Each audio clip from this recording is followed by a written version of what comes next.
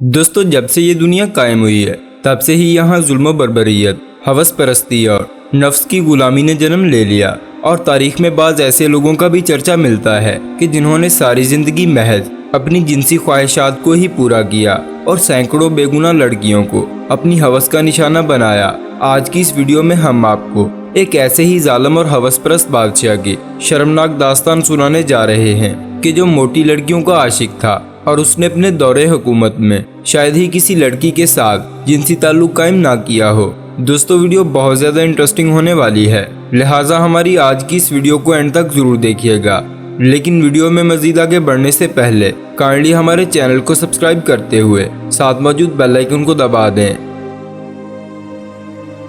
सल्तनत उस्मानिया के सुल्तान मुराद चहारम के बाद सिर्फ उसका एक ही भाई जिंदा बचा था, जिसका नाम इब्राहिम था। मुराद चहारम ने बिस्तरे मर्ग पर भी अपने भाई इब्राहिम के कत्ल का हुक्म जारी किया था, क्योंकि मुराद चाहता था कि इतनी बड़ी सल्तनत किसी पागल के हाथों में जाने से अच्छा है कि उस्मानियों का सिलसिला यहीं पर ख़त्म हो जाए। लेकिन मुराद की मां कासिम सुल्तान ने मुदाखलत करके इब्राहिम की जान बचा ली।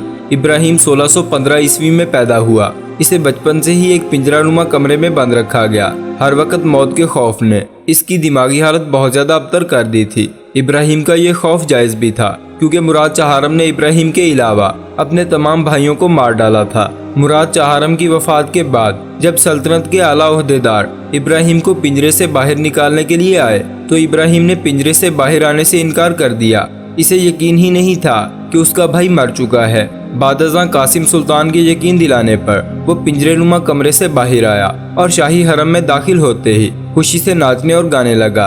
सुल्तान इब्राहिम तख्तनशीन होते ही अपने अंदर दबी 23 साला हवस को पूरा करने की खातिर सर से लेकर पांव तक अय्याशियों में डूब गया। इस तमाम अरसा कासिम सुल्तान अपने बेटे की जगह हुक्मरानी करती रही और उसने अपने बेटे इब्राहिम की हवस को पूरा करने के लिए कंवारी और मोटी लड़कियों का इंतखाब किया, क्योंकि सुल्तान इब्राहिम को मोटी औरतें दीवानगी की हद तक पसंद थीं और इसकी अय्याशियों का ये आलम था कि इसके महल में काम करने वाली कोई भी गुलाम लड़की इसके हाथों से महफूज ना थी। वो जिस लड़की को पसंद कर लेता तो उस लड़की की जुर्रत ना होती कि वो इनकार कर दे। सुल्तान इब्राहिम अपनी तमाम कनीज़ों को महल के बाग में इकट्ठा करके उन्हें कपड़े उतारने का हुक्म दिया करता और इसके बाद उन्हें अपनी हवस का निशाना बनाता और इन पर तशद्दुद भी किया करता।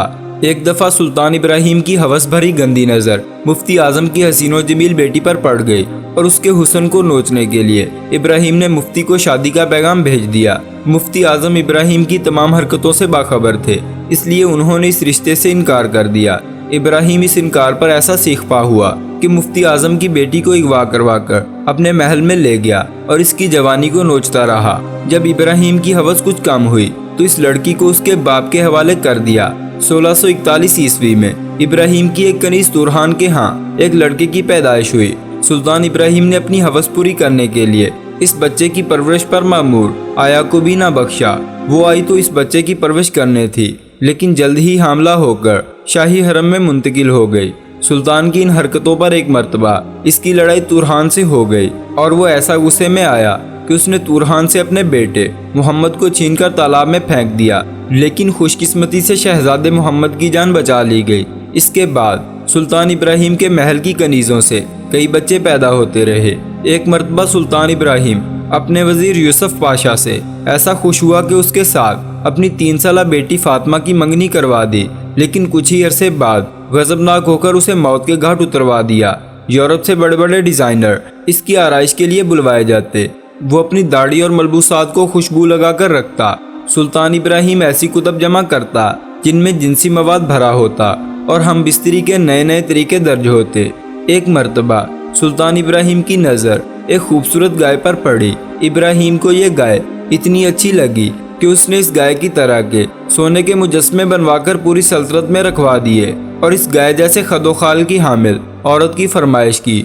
बहुत ज़्यादा तलाश के बाद ऐसी एक औरत आर्मीनिया से लाई गई जिसका नाम शक्करपारा था और इसका वजन 150 किलो से भी ज़्यादा था। सुल्तान को ये औरत बहुत ज़्यादा पसंद आई और इसे हरम में दाखिल कर लिया गया।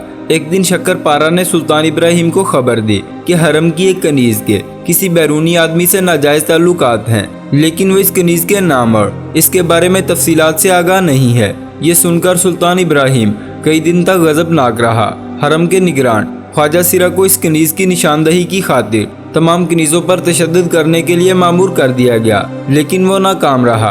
अब की बार सुल्तान इब्राहिम ने यह फैसला सादिर किया कि हरम की तमाम कनीज़ें, जिनकी तादाद 280 से ज़्यादा थी, इन सब को समंदर में फेंक दिया जाए, सिवाय तूरहान और शक्करपारा के अलावा। बाकी तमाम कनीज़ों में से सिर्फ एक कनीज़ ही जिंदा रह सकी, जिसे फ्रांसीसी जहाज़ ने पानी से निकाल लिया था।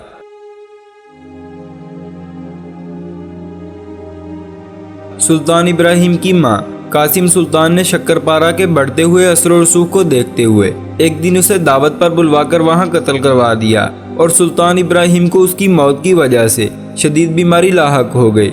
इब्राहिम के दौर में सल्तनत उस्मानिया के गवर्नर अपने अपने इलाकों के मालिक बन गए और सुल्तान की अय्याशियों की खातिर बहुत ज़्यादा मुज़ाहिका खेज़ टैक्स आयद किए जाते, जैसा कि सुल्तान की खुशबू के लिए एक टैक्स जिसका नाम अंबर था। सुल्तान इब्राहिम को अपने मुल्क में फैले अफरा तफरी और बैरूनी खतरों की कोई परवाह ना थी। वो हर वक्त अय्याशी में मगन रहता। रियासत के तमाम ओहदेदार उसके हाथों का खिलौना बने हुए थे, यहाँ तक कि 1648 में उसकी फौज ने तनख्वाह ना मिलने पर बगावत कर दी और वजीर आजम को कत्ल करके सड़क पर लटका दिया।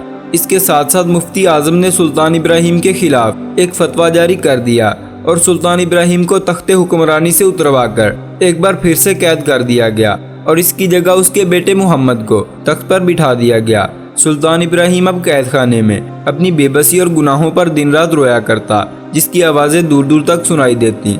और फिर एक दिन उसकी बागी फौज में से किसी एक सिपाही ने कैद खाने के अंदर आकर उसे कत्ल कर दिया। मरने से पहले वो खुदा और रसूल के वास्ते देखकर अपनी जिंदगी की भीख मांगता रहा, लेकिन अफसोस कि जब वो तख्त पर विराजमान था और लोगों को शदीद अजाब में मुब्तला किया करता था, तब उसे खुदा और रसूल याद न थे। कत्ल के बाद इसे मस्जिद आया सोफिया में उसके चचा सुल्तान मुस्तफ़ा के पहलू में दफन कर दिया गया। जी तो दोस्तों, कैसी लगी आज की ये वीडियो कमेंट बॉक्स में ज़रूर बताएं और वीडियो पसंद आने की सूरत में वीडियो को लाइक करना और अपने दोस्तों के साथ शेयर करना ना भूलिएगा। और ऐसी ही दिलचस्प वीडियोस वक्त पर देखने के लिए हमारे चैनल को सब्सक्राइब करते हुए साथ मौजूद बेल आइकन को दबा दें। शुक्रिया।